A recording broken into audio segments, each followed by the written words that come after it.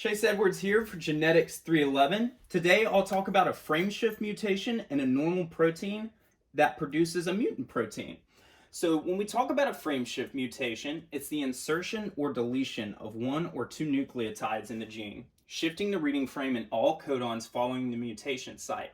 Just a single base pair can change, significantly alter those amino acids that are translated.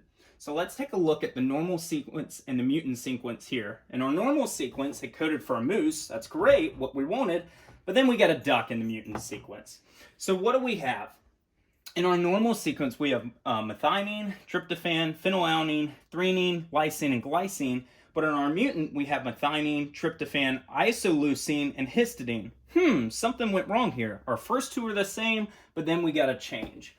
So we need to determine, was a nucleotide added or deleted to give us our new mutant protein? So we use our codon chart. We can locate which codons code for what amino acids and solve this puzzle. I've already taken the liberty of drawing out the possible codons for each amino acid. You'll see those below the amino acids. It's important to note in this mutant protein, we do not forget our stop signals, so you have to list out those codons as well.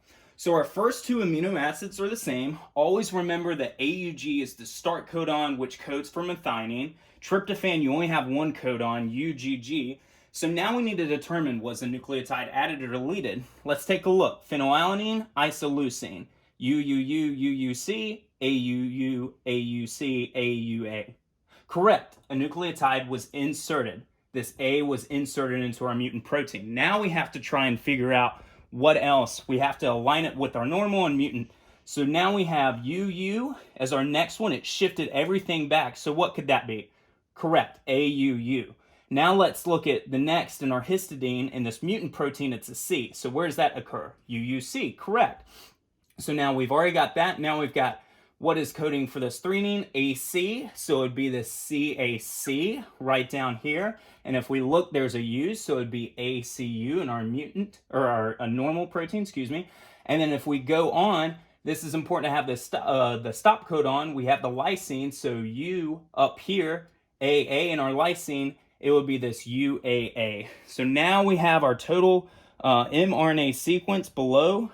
It is AUG, UGG, AUU, CAC, UAA. That is our complete sequence. Until next time.